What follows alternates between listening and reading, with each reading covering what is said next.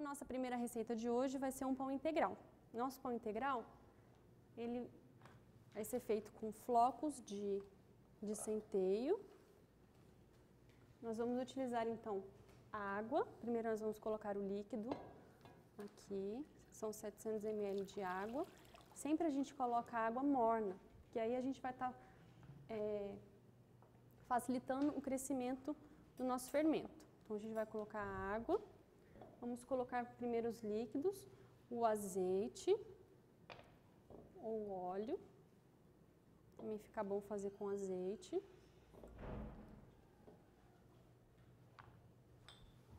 Depois nós vamos colocar o sal,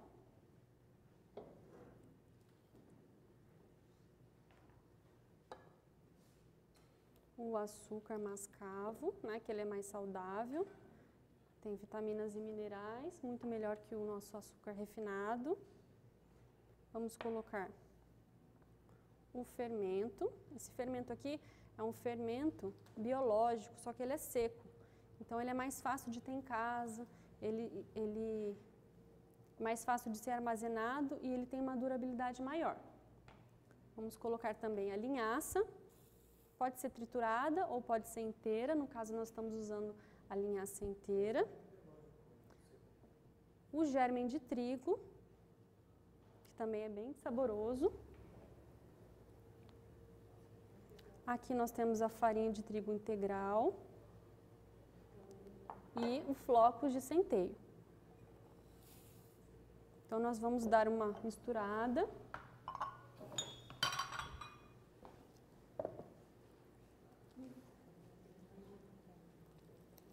É um pão bem fácil de fazer e aí em casa você pode enriquecer com castanhas, com semente de girassol.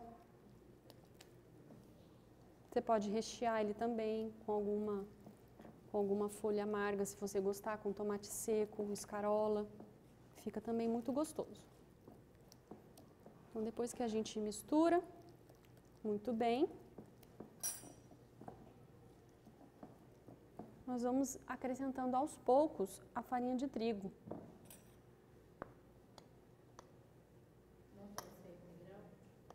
Aqui na receita vai um pouco de integral, só que esse pão ele não é 100% integral.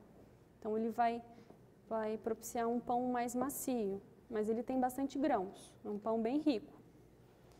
Mas você pode também... Essa farinha, ela é farinha de trigo, normal, branca. A farinha de trigo integral já está aqui na receita e o centeio também. Mas a gente pode fazer também sem o trigo. Então aqui a gente vai misturar até deixá-la bem homogênea. E aí a intenção é que forme uma bola. E aí é importante sovar, né, numa bancada limpa, a gente pode colocar essa massa aqui, jogar um pouquinho de farinha e ir trabalhando com ela, tá? Até obter uma consistência elástica, porque tem a farinha de trigo, que tem o glúten, né? Então vai conferir elasticidade, maciez, e você perceber que a massa não está mais grudando na bancada. Então quando a massa não está mais grudando na bancada é porque está bom. Então tem que sempre colocar aos pouquinhos só a farinha. Se colocar demais, a massa vai ficar seca, vai ficar dura e vai ficar difícil para poder abrir, tá bom? Eu fiz para adiantar, tá vendo?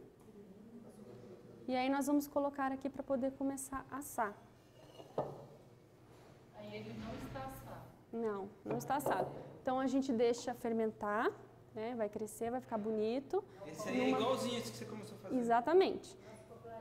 É importante que a gente deixe o pão fermentar corretamente. Se o pão não tiver fermentado, vai conferir um sabor e ele não vai ficar tão macio. Então ele vai ficar com gosto de fermento e não vai ficar tão macio. Quanto tempo vai fermentar? Olha, depende do clima.